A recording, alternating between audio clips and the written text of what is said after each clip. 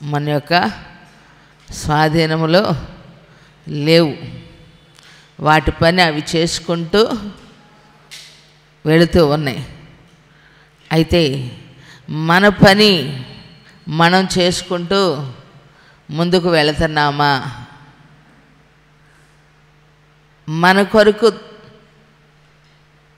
ఉంచబడిన పని అంటే అప్పగించబడిన పని ఏదైతే ఉందో దానిని మనము కొనసాగిస్తూ ఉన్నామా?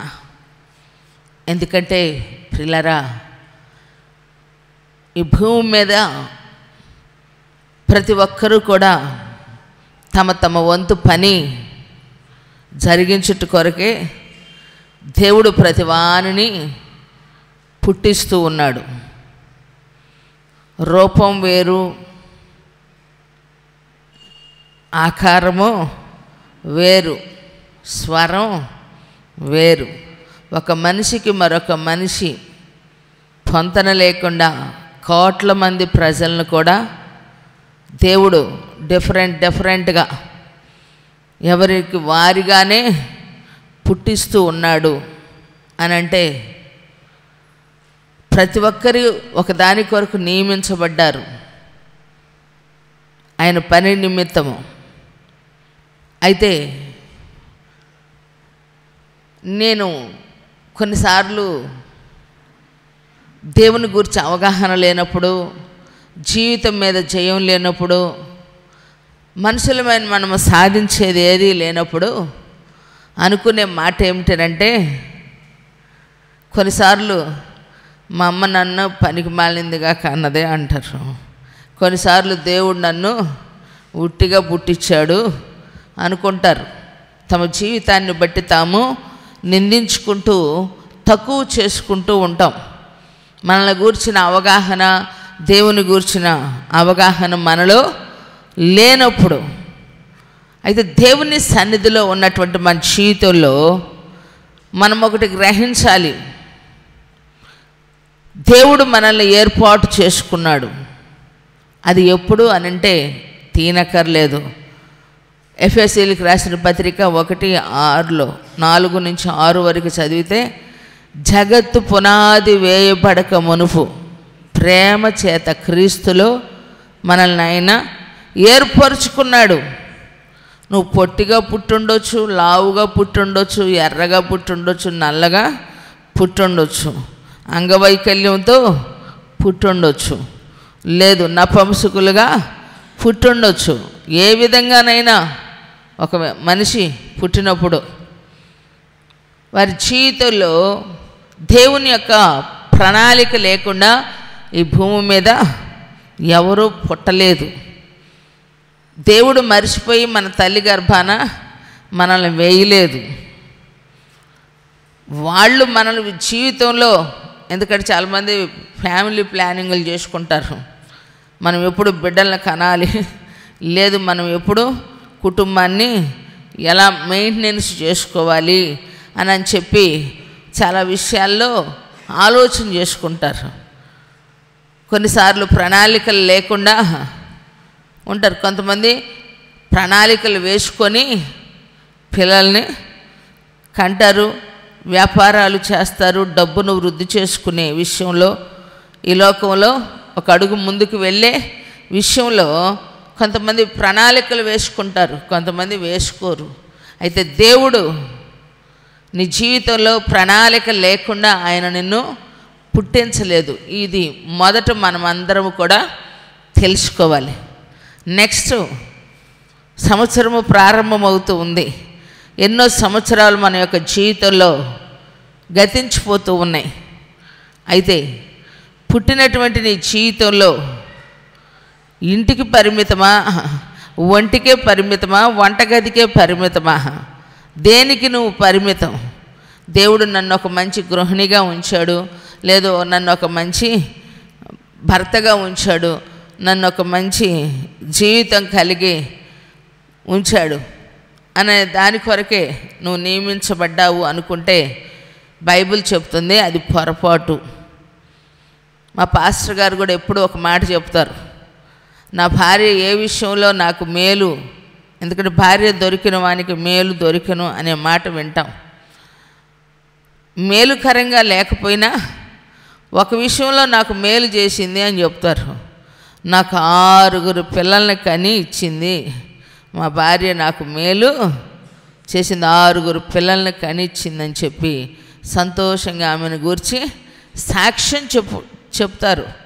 ఈరోజు మనం దాని కొరకే నియమించబడ్డామా? ఫ్యామిలీ లైఫ్లో ఉన్నటువంటి నీ జీవితంలో దేవుని సన్నిధిలో నువ్వు నియమించబడినటువంటిది. నువ్వు పుట్టి పెరిగి పెళ్ళై పెళ్ళై పిల్లలకను వారికి భవిష్యత్తుని ఇవ్వటమే జీవితం అయితే దేవుడు సంతోషించడు. ఈ లోకంలో చాలామంది అంతవరకే సర్ది పెట్టుకుంటారు. ఎందుకంటే పిల్లలతోనే జీవితాలు, కుటుంబాలు బాధ్యతల వడిలో సంసారపు యొక్క సాగరంలో సాగిపోతూ ఉంది. బ్రతుకంతా వెనుతిరిగి చూసుకునే ఛాన్సు లేదు. జీవితంలో సంతోషించేదానికి ఏం కట్టుకున్నామా, ఏమి తిన్నామా, ఏం సంపాదించుకున్నామా అన్నటువంటి ఈ విషయాల మీదే మనుషుడు తన మనుగడను కొనసాగిస్తూ ఉన్నారు. దీని గురించి మనం బైబిల్లో ఆలోచన చేస్తే వారికి పెట్టబడినటువంటి పేరు ఒకటే. దేవుడు అదే మీ జీవితంలో నిర్ణయిస్తే దానిలో మీరు సక్సెస్ అయ్యారు అని అంటే ఇక మీకు తిరుగులేదు. కానీ దేవుని సన్నిధిలో నీవు దాని కొరికే ప్రాకులాడుతూ ఉన్నట్లయితే బైబిల్ నిర్ధారణ చేస్తూ ఉంది ఏమిటంటే, భూ సంబంధి అయినటువంటి మనుషుడు భూ సంబంధమైన వాటి మీద తన మనసుని పెట్టుకుంటారు. పరలోక సంబంధి అయినటువంటి మనుషుడు పరలోక సంబంధమైన వాటి మీద, అనగా పైనున్న వాటి మీద మనసు పెడతాడు. అంటే దీని అర్థం ఏమిటి? నువ్వు బ్రతికినటువంటి దినములు నీ కుటుంబాన్ని గూర్చి, నీ పరిస్థితులను గూర్చి, నీ పిల్లలను గూర్చి ఆలోచించి చింతించి నీవు వాటి మీదే నీ మనసును లగ్నం చేస్తే మరి దేవుడు నీ కొరకు నిర్ణయించాడు. అందుకే నేను ఎప్పుడు ఒకే మాట చెప్తాను, పెళ్ళి వివాహం అనేటువంటిది జీవితంతో ముడిపడి ఉంది అంటారు. కొంతమంది బ్రతుకులు తీర్చిదిద్దబడేదానికి పెళ్ళి ఒకటి కారణమైద్ది అంటారు. అది కొన్ని సందర్భాల్లో మాత్రమే, కానీ కరెక్ట్ కంక్లూజన్ కానే కాదు. కారణం ఏమిటి అని అంటే ప్రియులరా, వివాహము అనేటువంటిది జీవితంలో ఒక భాగం మాత్రమే, ఒక పార్టు, అది మెయిన్ పార్టు.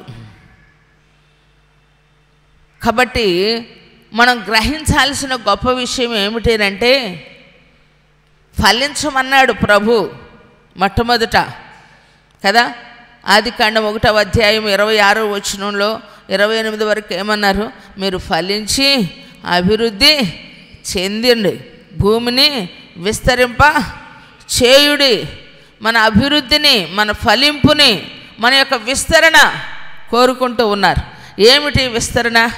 ఈ సంవత్సరం ఒక ఇల్లు కొనుక్కుంటే వచ్చే సంవత్సరం 2 ఇళ్ళు, ఈ సంవత్సరం ఏమండి ఒక అబ్బాయిని కంటే రెండో సంవత్సరం ఇంకొక అబ్బాయినో అమ్మాయినో కనటం, అదేనా? ఈ సంవత్సరం 40,000 రూపాయల శాలరీ అయితే వచ్చే సంవత్సరం ఏమండి ఇంకొక 40,000 సంపాదించుకోవటం, ఏమండి ప్రమోషన్స్. ఇవన్నీ శరీర సంబంధమైనవి, ఇవి ఆటోమేటిక్గా వచ్చేస్తాయి. ఫిలోమోనుకు రాసిన పత్రికలో చాలా క్లారిటీ ఇచ్చేసాడు అనమాట. 3వ వచనం మనం చూస్తే, ప్రియుడా నీవు ఆత్మలో వర్ధిల్లుచున్న ప్రకారము అన్ని విషయములలో నీవు సౌఖ్యముగా ఉండవలనని నేను ప్రార్థిస్తున్నాను. ఆత్మలో నువ్వు ఎప్పుడైతే వర్ధిల్లుచు ఉంటావో అప్పుడు నీ జీవితంలో అభివృద్ధి, శరీర సంబంధమైనటువంటి జీవితంలో వర్ధిల్లుట అనేటువంటివి అవి సాగిపోతూ ఉంటాయి సౌఖ్యముగా. ప్రియుడా, ఆత్మలో వర్ధిల్లుచున్న కొలది. ఏ విషయంలో అభివృద్ధి? చాలామంది ఏంటంటే దీన్నే ప్రాసెసింగ్గా తీసుకుంటారు. దేవుడు అందుకని చిన్నప్పుడు ఆపరేషను అనేటువంటిది చాలామంది అది దైవ సంకల్పంగా ఎంచుకోరు. కారణం ఏంటంటే దేవుడే భూమిని నిండించమన్నాడు, విస్తరింప చేయమన్నాడు, అభివృద్ధి చెందమన్నాడు. ప్రతిదీ కూడా మనము శరీర ఆలోచన చేస్తూ ఉన్నాం. ఆ క్రమంలోనే దేవుడు ఆత్మ సంబంధమైన విషయాలు శరీర సంబంధమైన విషయాలతో పోల్చి దేవుడు మాట్లాడాడు. ఎందుకంటే ఆత్మ సంగతులు ఆత్మీయులకు మాత్రమే తెలుస్తాయి.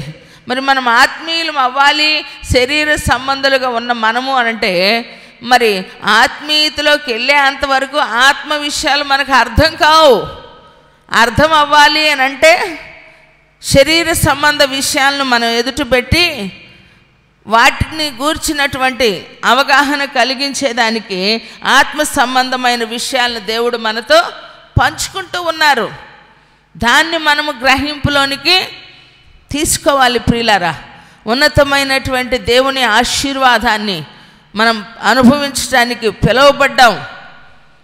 మనం సౌఖ్యంగా బ్రతకాలి అనగా సుఖముగా నెమ్మదిగా మనం బ్రతుకుట కొరకు దేవుడు మన కొరకు ప్రణాళికలు జగత్తు పునాది వేయబడక మునిపే క్రీస్తులో మనల్ని ఏర్పరచుకుని నాడే మన పట్ల ఆయన ఉద్దేశము కలిగి ఉన్నారు. మనల్ని గూర్చిన అవగాహన మనకు లేకుండా మనల్ని గూర్చిన ఒక తర్ఫీదు మనకి ఇచ్చేటప్పుడు దాన్ని గూర్చి మనసును పెట్టినప్పుడు మన జీవితంలో మనకు సంతోషం ఏమిటి, సుఖమేంటి, ఫలింపు ఏమిటి, అభివృద్ధి ఏమిటి అని మనం ఆలోచన చేసినట్లయితే దేవుని సన్నిధిలో ఉన్నటువంటి మనమందరము కూడా ఎన్నో క్రొత్త సంవత్సరం కోసం కొన్ని తీర్మానాలు చేసుకుంటూ ఉంటాం, కొన్ని ఆలోచనలు కలిగి ఉంటాం. మనం కూడా నూతన సంవత్సరంలోనికి అడుగు పెట్టేటప్పుడు దైవజనుల నోటి మాటలు చాలా స్పష్టంగా విన్నాం. ఏ విషయంలో మనం తీర్మానం చేసుకోవాలి, ఏ విషయంలో మనం ఎలా ఉండాలో వచ్చే సంవత్సరానికి మన ఫౌండేషన్, స్పిరిచువల్ ఫౌండేషన్, ఆత్మీయంగా మన యొక్క ఉన్నతమైనటువంటి స్థిరమైన జీవితాన్ని గూర్చి ఒక ఆలోచన కలిగి ఉండాలి. దేవుని సన్నిధిలో ఒక దైవజనుడు నాతో చెప్తూ ఉన్నారు, బైబిల్ నేను ఈరోజు పని చేయకపోయినా పర్వాలేదు, నేను బైబిల్ చదవకుండా ఆహారం ముట్టను, సువార్త చెప్పకుండా నేను నిద్రపోను అని ఒక వ్యక్తి తన జీవితంలో తీర్మానం చేసుకున్నాడు. ఏమండి, పని చేయకుండా నేను ఆహారము ముట్టను, సువార్త చెప్పకుండా ఏమండి నేను నిద్రపోను. ఈరోజు 2 గంటలు ప్రార్థన చేసేవాళ్ళు నేను 3 గంటలు ప్రార్థన చేస్తాను అని తీర్మానం చేసుకోవాలి. నేను ఉదయమే లేచి అలవాటు లేదనుకోండి, నేను ఉదయమే లేచి ప్రార్థన చేస్తాను. ఎప్పుడు శుతిమెత్తనగా సుకుమారులుగానే బ్రతుకుతామా చెప్పండి? ఏమండి, దేవుని సన్నిధిలో జెర్మియా గారు కూడా నిన్నటి దినాన్ని అదే చెప్పారు. పసిపిల్లలతో సహా, ఏమండి, చంటి పిల్లలతో సహా కుటుంబముగా ఎక్కడుండాలి? మనము దేవుని యొక్క సన్నిధిలో ఉండాలి. ఎప్పుడూ సమస్యలే, ఎప్పుడు వ్యాధులే, ఎప్పుడు బాధలే, ఎప్పుడు బలహీనతలే, ఎప్పుడు కూడా ఏదో ఒక రకమైన అలసడి. ఇది కాదు మన వాతావరణంలో ఉండాల్సింది. అవన్నీ ఉంటాయి, వాటి మధ్య మనం ఏర్పరచుకునే ఉంటాయి. ఏమండి, ఏర్పరచుకునే ఉంటాయి.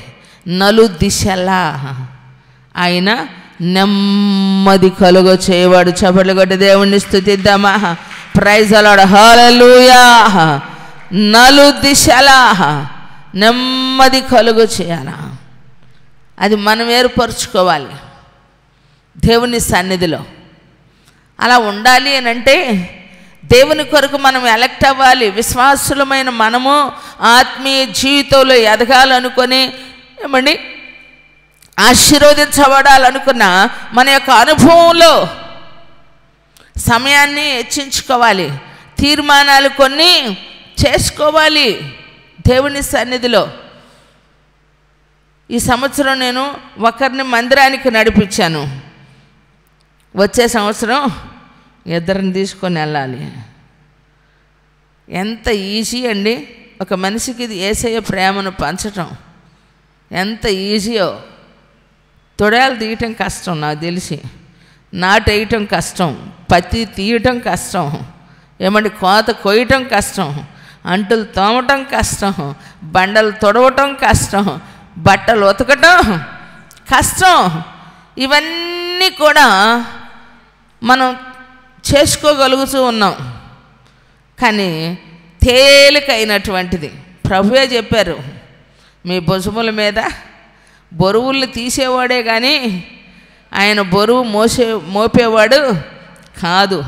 ఎందుకంటే మనకున్న బరువుల నుంచి ఆయన విడిపిస్తున్నాడు. ఏ బరువు? కుటుంబ బరువు.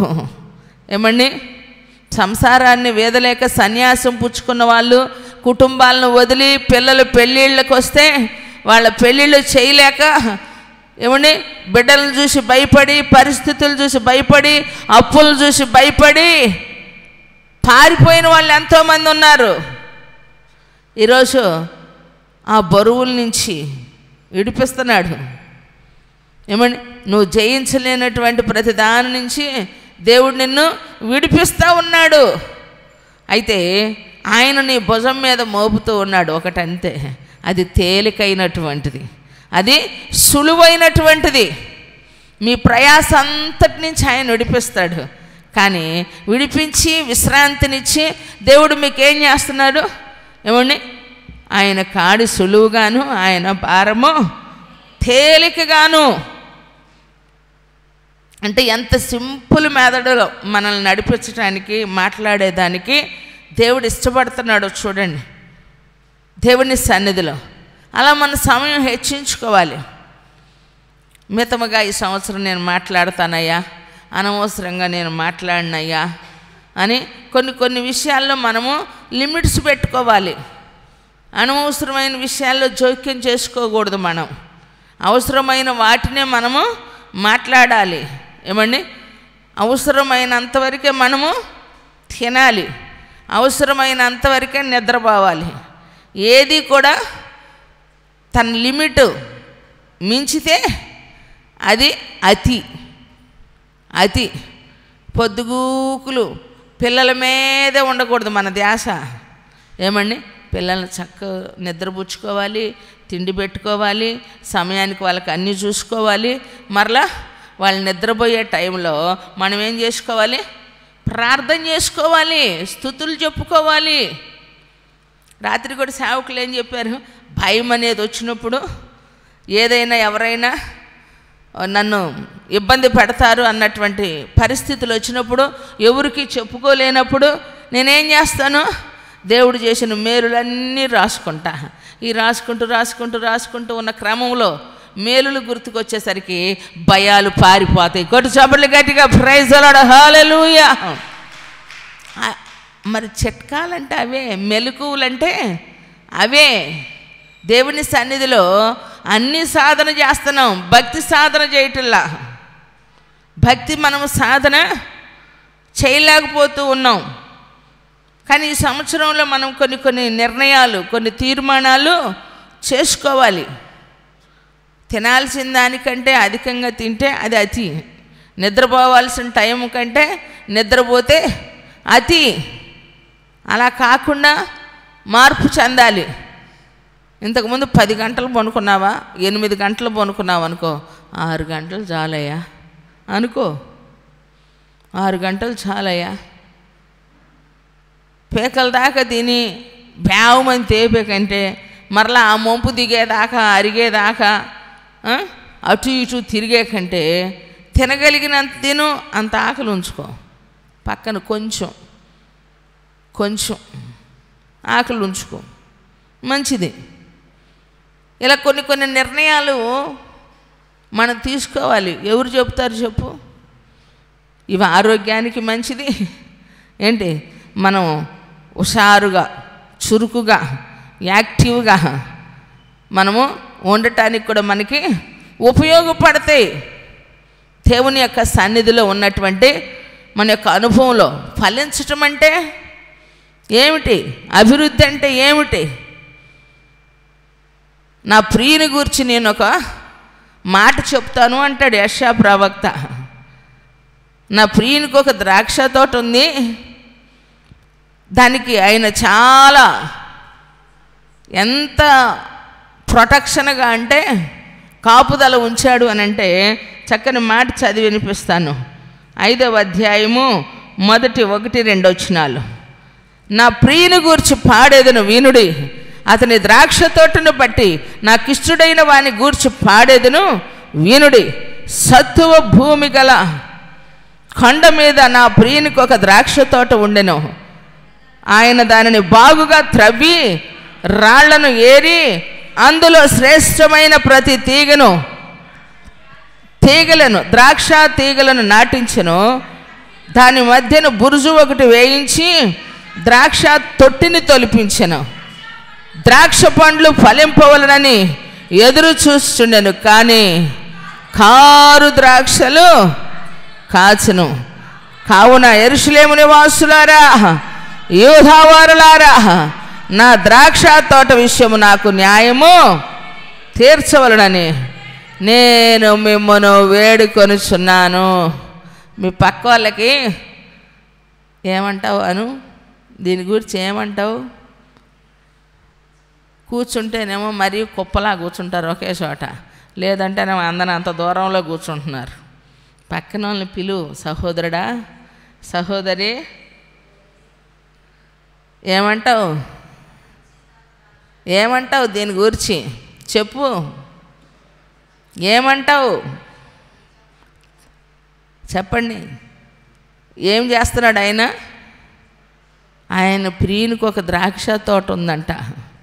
దేవుడు ఎక్కడ కట్టాడు దాన్ని? ఎక్కడ నాటాడంటండి? రాళ్లను తీసేసి, లోతుగా త్రవ్వి రాళ్లను తీసి బురుజు వేశాడట. ఎంత చక్కగా దాన్ని సంరక్షించాడు. చాలు చేతిలో దాన్ని సంరక్షించాడు. మరి అది ఎదగకుండా ఉండటానికి ఇక కారణాలు లేవు. దానిలోకొచ్చి గేదెలు వచ్చి గొర్రెలు వచ్చి తీసుకొని వెళ్ళటానికి అవకాశము లేదు. అంత జాగ్రత్తగా చేశాడు. నాటింది మంచిదే, కానీ కాసింది కారు ద్రాక్షాలట. ఏమండి? దేవుడు నిన్ను మొట్టమొదట అయినా మంచిగానే ఆత్మీయంగానే మిమ్మల్ని ఒక ఉన్నతమైన ఆలోచన చేత మీరు ఒక మంచి వ్యక్తిత్వం కలిగిన వారిగా అభివృద్ధి అనేటువంటి పదములో ఉండాలని దేవుడు ఆలోచన చేశాడు. ఏ వంక లేదు. అంటారు కదా, పెంచేటప్పుడు నేను బాగానే పెంచాను, ఇంకొంతమంది అంటారు కనేటప్పుడు నేను బాగానే కన్నాను అంటారు. అయితే కనేటప్పుడు బాగానే కన్నాడు మనల్ని, పెంచేటప్పుడు బాగానే పెంచాడు. అయితే మనలో ఫ్రూట్స్ ఏవి? ఆయన ఆశపడుతున్నాడు మనలో ఫలాలు కావాలి అని. ఇప్పుడు వరాల కోసం ఎదురు చూసినంతగా ఫలాల కోసం చూడటంలా. నేనంటాను, ఫలం ఉంటే వరం ఆటోమేటిక్గా వచ్చేసిద్ది. దేవునికి మహిమ కలుగును గాక. హల్లెలూయా. నిన్నటి వారంలో ఒక బ్రదరు వాళ్ళ ఒకళ్ళింటికి మేము వెళ్తే తలుపేసి లోపలికి తీసుకొని వెళ్ళి బైబుల్ తీసి దేవుని సన్నిధిలో ప్రార్థన చేసిన ఆ ప్రార్థనలో భాషలు గంటలు మాట్లాడేటువంటి అనుభవం ఉందట. అయితే ఆ వ్యక్తికి దేవుడు చూపిస్తూ ఉన్నాడు, మీ గురించి మీరు ప్రవచనం చదువుతారా, మీరు భాషలు కాదు స్వస్థతలు మీకు జరుగుతాయి అంటే, ఇవన్నీ ఎప్పటి నుంచో దేవుడు ఆయన పని తనంతటా తాను జరిగించుకుంటారు. కానీ భాషలు చెప్పాలి అన్నట్టుగా భాషలు చెప్పమయ్యా, ప్రవచనాలు చెప్పాలి అన్నట్టుగా ప్రవచనాలు చెప్పం. దేవుడు ఒక్కొక్క మనిషిని వద్దకు వెళ్ళినప్పుడు ఆ ప్రార్థనలో ఆ ప్రేరేపించిన దానిని బట్టి దేవుడు మాట్లాడిస్తూ ఉంటాడు, ఆ ప్రార్థనలో నడిపింపిస్తాడు.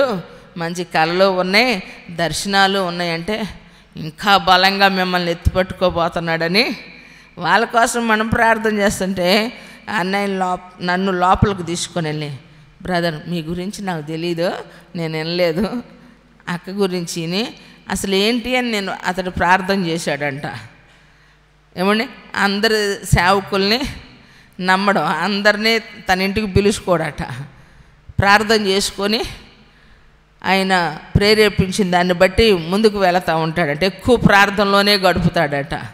ఆ వ్యక్తి నాకు ఈ వాక్యాన్ని ప్రేరేపించాడు అని చెప్తున్నాడు. 65:6 కీర్తనల గ్రంథం, బలమునే నడికట్టుగా కట్టుకొనిన వాడే తన శక్తి చేత పర్వతములు స్థిరపరచువాడు ఆయనే.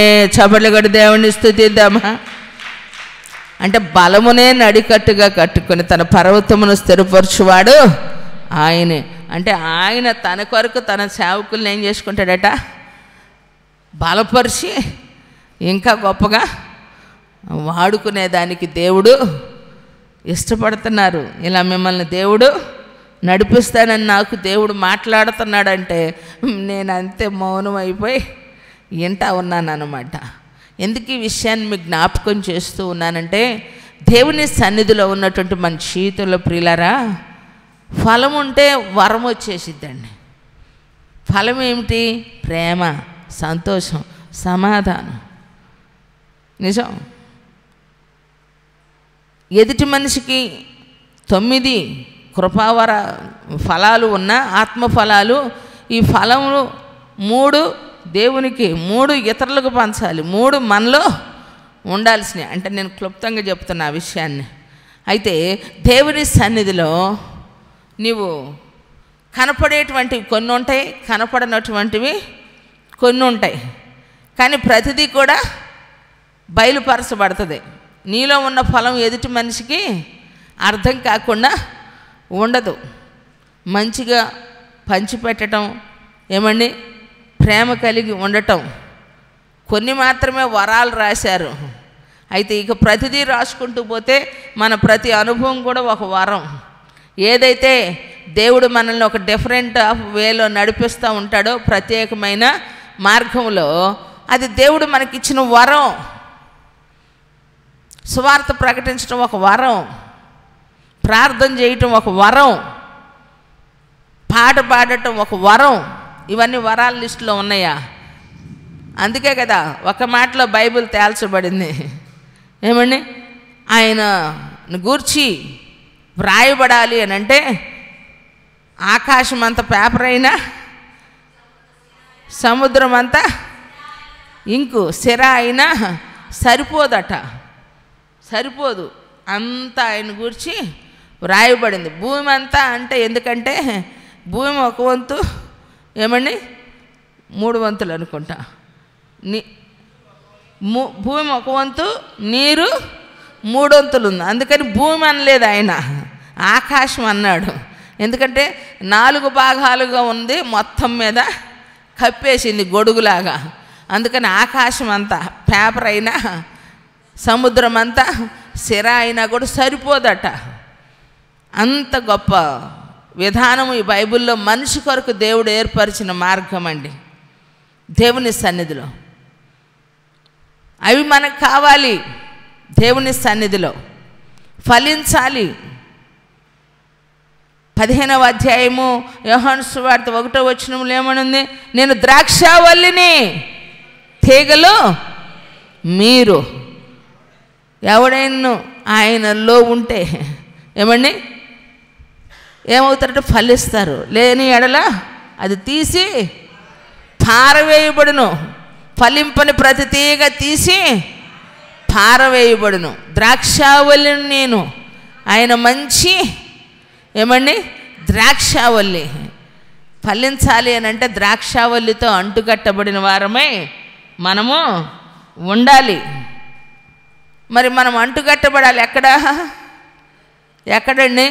సంఘములో, దేవునితో, సహవాసములో, ఆత్మీయులతో, ప్రార్థనాపరులైనటువంటి వారితో మన యొక్క అనుభవాలు ఉండాలి. మీ జ్ఞాపకం ఉందో లేదో, పట్టాపురం దగ్గర జయంతి అంటే ఒక సమస్య వస్తే ఆమె వెతుక్కుంటూ మేము వ్యాపారం చేసుకుంటున్నాం. గవర్నమెంట్ హాస్పిటల్ సూపరింటెండెంట్ ఆవిడ, మంచి ఆత్మీయురాలు. ఆమె సమస్య వస్తే అక్కడికి వెతుక్కుంటూ వచ్చింది. అరే రండి మనం అందరం కలిసి ఒక విషయం కొరకు ప్రార్థన చేయాలి ఇప్పుడు అని వెతుక్కుంటూ వచ్చిందండి. ఆ విషయం నాకు ఎప్పుడు జ్ఞాపకం ఉంటుంది. ఎందుకంటే మన సహవాసము, మన యొక్క స్నేహము, మన పరిచయాలు, మనము దేవునితో, దేవుని బిడ్డలతో, ఆత్మీయులతో, ప్రార్థనాపరులైనటువంటి వారితో మన యొక్క రిలేషను ఉండాలి. ఎప్పుడైతే మన సహవాసము ఆశీర్వదించబడిద్ది అని అంటే దేవుడు మన కొరకు సిద్ధపరిచినటువంటి రీతిగా ఈరోజు దేవుని సన్నిధిలో ఫలించాలి. ఈ క్రొత్త సంవత్సరంలో దేవుని యొక్క వాక్యము మన యొక్క వినికిడిలో ఆశీర్వాదకరంగా ఉండాలి. ఎక్కడ వేసిన గొంగడంటే వేసిన కాడ, నాటిన చెట్టు మొలిసిన చోట విస్తరించినట్టుగా ఉండకూడదు. ఆకాశ పక్షులు వచ్చి రాలగలిగినంత ఎత్తుకి మనం ఎదగాలి అని అంటే దేవుని సన్నిధిలో బైబిల్ చెబుతుంది, గోధుమ గింజ భూమిలో పడి సస్తేనే అదేం చేసిద్ది? మరలా ఫలించిద్ది. ఆకాశ పక్షులు వచ్చి దాని మీద రాలతాయి. గింజ లోపల పడి సావకపోతే, పొట్టుగా ఉంటే ఏమండి కుదరదు. గింజ మీద పొట్టేవ్వాలి, ఓడాలి, తన ఉనికి కోల్పోవాలి. ఏమంటారు? తన ఉనికి కోల్పోవాలి. మనముగా ఉంటే మనము దేవుని కార్యాలు చూడలేం. మనలో ఉన్న పై పొర మారిపోవాలా? ఏమండి మారిపోవాలి. అందుకే మనలో పొదగాలి ఇంకొక లేయరు. ఏమి ఆ లేయర్? అది ఏమిటంటే ఎవరు ఇప్పుడు ఇది ఉంది ఏమండి, ఇక్కడున్నా నేను కనపడాలి అని అంటే ఇప్పుడు నేను కనపడుతున్నా. ఇది ఉందనుకోండి, ఎవరు కనపడుతున్నారు? ఇప్పుడు నేను కనపడతానా? కనపడను. మనంగా కనపడకూడదు. మనం ముందు ఎవరు ఉండాలా? ఆయన ఉండాలా. ఆయన మనలో కనపడాలి, మనం కనపడకూడదు. అందుకే ఆయన తొడుగు మనకి ఉండాలి. అదే కవచంగా. హల్లెలూయా, హల్లెలూయా. అదే ఆయన ధరించుకోవటం. క్రీస్తుని ధరించుకోవటం అంటే ఏమిటి చెప్పండి? క్రీస్తుని ధరించుకోవటం అంటే ప్రియులారా ఏమిటి? మెడలో సిలువ వేసుకోవటమా? చెప్పండి. యేసు ప్రభు ఎలా ఉంటారో ఆయన గుణలక్షణాలను బట్టి చిత్రీకరించినటువంటి ప్రేమలాగా మనం కూడా క్రిస్టియన్ ప్రేమలాగా ఉండటం అనేది కాదు. క్రీస్తుని ధరించుకోవటం అంటే ఆయన గుణలక్షణాలను ధరించుకోవాలి. అలా లేకపోతే ఆయన చూడండి ఎంత చక్కగా లోతుగా త్రవ్వి, రాళ్ళు తీసి, మొక్కను వేసి, బురుజు వేసి, కంచెను వేస్తే చూసేసరికి ఏమొచ్చింది? కారు ద్రాక్షలు వచ్చింది. నా ద్రాక్ష తోట గురించి నాకు న్యాయం చెప్పుడి. సంగమా, నేను మిమ్మల్ని ఆత్మీయంగా మిమ్మల్ని పోషించా. దర్శనము చేత, వాగ్దానము చేత, వాక్యము చేత నేను మిమ్మల్ని కన్నాను అంటున్నారు. అయితే మీరు ఎలా ఎదగాలి? మీరు ఎలా ఫలించాలి? ఎలా అభివృద్ధి చెందాలి? ఈరోజు కష్టం వచ్చింది, నష్టం వస్తుంది, కష్టం మీద కష్టం, బాధల మీద బాధలు, ఇబ్బందుల మీద ఇబ్బందులు ఎందుకు వస్తున్నాయి? ఈ అధ్యాయం చదువుకోండి. అందుకేనండి కంచెలో మనం ఉండాలా. కంచె తొలగించాడు అనుకోండి, మనల్ని సైతాను ఫుట్బాల్ ఆడుకుంటాడు, చెడుగుడు ఆడుకుంటాడు, తెలుసా? చెడుగుడు ఆడుకుంటాడు మనల్ని. అందుకే అపవాదికి చోటు ఇవ్వకూడదు అని ఉంది. అందుకే కంచెలో ఉండాలి మనం. మనకు కలిగిన దానికి, మన పిల్లలకును, మన ప్రయాణమునకును కంచె వేసుకోవాలి. రేయి మొదటి జామున లేచి దేవుని సన్నిధిని ప్రార్థన ప్రాకారాలు వేసుకోవాలి, స్తుతి గోడలు కట్టుకోవాలి. పునాది మీద కట్టబడిన వారిగా మనము స్థిరపడాలి. అలాంటి అనుభవం గుండా మనము నడిపించకపోతే, కంచె తొలగితే జరిగే పరిణామాలు ఇక్కడ రాయబడి ఉంది. ఎందుకంటే మనం కాయాల్సిన కాపు, సంవత్సరానికి కాయాల్సిన కాపుగా కాయకపోతే, కారు ద్రాక్షాలు వస్తే ఏమొచ్చింది? ఏమండి అక్కడ రాయబడి ఉంది చూడండి. కావున యెరూషలేము నివాసులారా, యూదా నివాసులారా, యూదావారులారా, నా ద్రాక్ష తోట విషయం నాకు న్యాయము తీర్చవలనని మిమ్మను వేడుకొనుచున్నా. నేను నా ద్రాక్ష తోటకు చేసిన దానికంటే మరి ఏమి దానికి చేయగలను? అది ద్రాక్ష పండ్లు కాయునని నేను కనిపెట్టినప్పుడు అది కారు ద్రాక్షాలు కాయుటకు కారణమేమి? ఆలోచించుడి. నేను నా ద్రాక్ష తోటకు చేయబోవు కార్యమును వామ్మో మీకు తెలియచెప్పేదను. నేను అది మేసివేయబడినట్లు దాని కంచెను కొట్టివేసేదను. వింటున్నారా? ఏమండి? అది త్రొక్కబడినట్లు దాని గోడను పడగొట్టి దాన్ని పాడు చేస్తా. అది శుద్ధి చేయబడదు, పారతో త్రవ్వబడదు. దానిలో ఏముంటాయి? గచ్చ పొదలు, బలు రక్కసి చెట్లు. ఇవన్నీ ఎవరంటే మొలిపించేది? ఇవన్నీ ఎవరంటే మొలిపించేది? దేవుడు చెప్పింది మనం చేయకపోతే ఏం చేస్తాడట? అందుకే పెళ్ళగించుటకు, నాటుటకును, పడద్రోయుటకును, కట్టుటకును గాయము చేయువాడు నేనే, గాయం మానుపువాడను నేను. ఆయనకి ఏదైనా చేతనవును. అయితే మనం దేనికోసం నియమించబడ్డాం? చెప్పండి. మనం దేనికోసం పిలువబడ్డాం? మనము దేనికోసం పిలువబడ్డాం? ఫైనల్ టచ్ మీరు ఇవ్వాలా? దేనికోసం మనం పిలువబడ్డాం? కరెక్ట్గా చెప్పండి. దానికి అనుగుణంగా దేనికోసం మనం పిలువబడ్డాం? మనము ఆశీర్వాదమునకు వారసులగుటకు పిలువబడ్డాం. కొట్టు చెప్పండి, గట్టి కొట్టు. మనం ఆశీర్వాదమునకు వారసుల మగుటకు పిలువబడ్డాం. ఇలా కంచె కొట్టబడటానికా? బలు రక్కసి చెట్లు, గచ్చబొదలు మొలవటానిక? చెప్పండి. కానీ దేవుడు అలా చేసినా మన విషయమట ఆయన బాధపడతాడట. అయ్యో నా మాట వెనుక నా పిల్లలు ఎలా అయిపోయారని అనుకుంటారంట. అక్కడ కింద రాయబడింది, యోధా నాకు ఇష్టమైన వనం. యోధా వారు ఎవరంటండి? యోధా మనుషులు ఆయనకి ఇష్టమైన వనం అంట. దేవుడు మనల్ని గొప్పగా చూశాడు. ప్రియులారా, దేవుని సన్నిధిలో ఉన్నటువంటి మన జీవితంలో కొన్ని తీర్మానాలు చేసుకోవాలి. లూకాసు సువార్తలో 15వ అధ్యాయం 6వ వచనంలో 3-4 అక్కడ వచనాల్లో చక్కని ఉపమానం ఉంది. ద్రాక్ష తోట మధ్యలో అంజూరపు చెట్టుని వేశాడట. ద్రాక్ష తోటలో అంజూరపు చెట్టుని నాటాడు యజమానుడు. 3 ఏండ్లుగా వచ్చాడట పండ్లు వెతకటానికి. కాపు కాయనందువలన తోటమాలిని పిలిచి ఏమంటున్నాడు? దీన్ని కొట్టేసేయి, దీనివలన నేల ఏల అర్థమైపోవలను అంటే తోటమాలి ఏమంటున్నాడు? అయ్యా ఈ సంవత్సరానికి ఉండనిమ్ము. ఈ సంవత్సరం కాపు కాయని ఎడల వచ్చే సంవత్సరం దాన్ని కొట్టేద్దుగానని యజమానుడు కొట్టేయమన్నాడు, తోటమాలి ఉంచమన్నాడు. ఆజ్ఞ మనల్ని ఏం చేస్తుంది? శిక్షిస్తుంది. కృప మనల్ని ఏం చేస్తుంది? మనల్ని క్షమిస్తూ ఉంది. తండ్రి అయిన దేవుడు మన జీవితాల్లో దేవుని మాట వినప్పుడు ఆయన ఏంటంటే స్ట్రైట్ ఫార్వర్డ్. ఏమండి?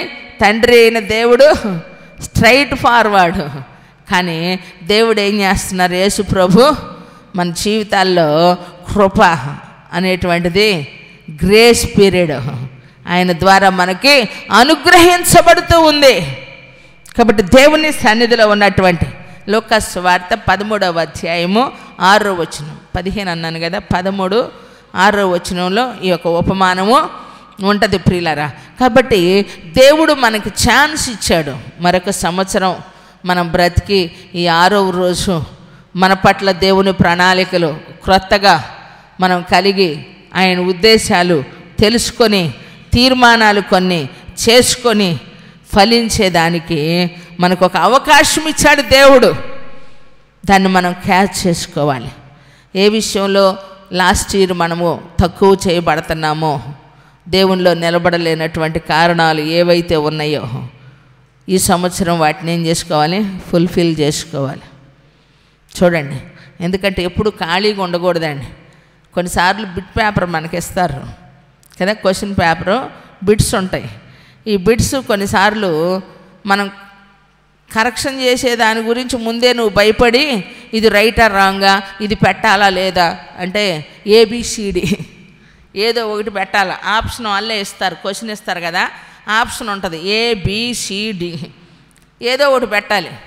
అతి తెలివి కలిగిన వాళ్ళు ఏం చేస్తారు? వామ్మో ఇది పెడితే ఏమో, అది పెడితే ఏమో అని చెప్పి ఏం చేస్తారు? అర్థమైందా? ఏది బెటరు. కానీ కొన్నిసార్లు మనకి ఆప్షన్ ఉంది, కరెక్ట్ ఆన్సర్ తెలీదు, కానీ బ్రాకెట్లో ఏదో ఒకటి పెట్టు, ఏదో ఒకటి పెట్టు. ఒకసారి అది రైట్ అవ్వచ్చు, నీకు తెలియదు ఆన్సరు, కానీ పెట్టు ఖాళీగా ఉండే కంటే.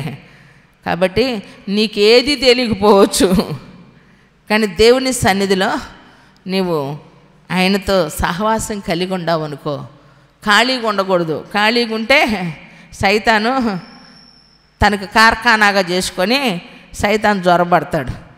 ఒక్కతే ఉన్నప్పుడే మోసపోయింది, జంటగా ఉన్నప్పుడు కలిసి బ్రతికారు కదా, అదే మనం తెలుసుకోవాలి. ఒంటిగా ఉంటే ప్రాబ్లంలో పడతాం, జంటగా ఉంటే, జంట అంటే మీరు ఇక దానికే పోతారు, భార్యాభర్తలా లేదంటే తోడు అనే దానికోసం. అది కాదు, యేసయ్య తోడు. కొట్టు చప్పట్లు గట్టి కొట్టు. చిట్కా ఒకటి తెలిసి ఉండాలి మనకి పైకి వచ్చేదానికి. సింపుల్గా 2 నిమిషాల్లో ఒకటి చెప్తాను, ఎందుకంటే అయిపోయింది కదా దేవుని సన్నిధిలో మన సమయము. ఏంటంటే కోతి నక్క, మీకు చిన్నప్పుడు విన్నారో కథ, నేను ఎగ్జాంపుల్ చెప్తున్నా. కోతి నక్క, ఎందుకంటే నక్కకి జిత్తులు ఎక్కువ, కోతికి తెలిసింది ఒకటే, ఏంటంటే శత్రువు వస్తే ఏదైనా దానికంటే పెద్దదే జంతువు ఏదైనా వస్తే కోతి నేర్చుకుంది ఏంటంటే చెట్టు ఎక్కటం నేర్చుకుంది. నక్క అంటదంట, నాకు చాలా ఫార్ములాస్ ఉన్నాయి, నాకు 365 రోజులు ఎలాంటి దానిలో నేను ఏ సమస్య వస్తే ఏది ప్లాన్ చేసుకోవాలో నాకు చాలా ప్లాన్లు తెలుసు అనని నక్క చెప్పిందంట. ఈలోపు రానే వచ్చిందంట, ఏదో అంటారో వింటారో, ఏమండి రానే వచ్చిందంట. కోతి ఏం చేసి తెలుసుకుంది? రావటం ఆపద వచ్చింది కాబట్టి ఒరే బాబు నన్ను తినటానికి రానే వచ్చిందని ఏ దమ్ముని చెట్టు ఎక్కిందంట. కానీ నక్కేం చేస్తుందంటే 250లో ఏముంది, 230లో ఏముంది, 220లో ఏముంది, 110లో ఏముంది, ఏది తప్పించుకునే దానికంట దీనికి థాట్ లేదు, ఫార్ములాస్ ఉండయి, ఇవి కౌంట్ చేసుకుంటుందంట. నేను ఇక్కడ దీని నుంచి వస్తే తప్పించుకోవటానికి నేను ఏ ప్లాన్, ఈ లోపు రానే వచ్చిందంటే ఏయినే వేసిందంట, సచ్చింది అన్నమాట. దీనికి 36 తెలుసు, 360 తెలుసు 36 అంటే, కానీ ఆ సమయంలో ఎలా తప్పించుకోవాలో తెలియలా. కానీ దీనికి ఒకటే తెలుసు, ఏదైనా వచ్చింది నా మీదకి ప్రమాదం అంటే నేను తప్పించుకోవడానికి షెట్ ఎక్కాల.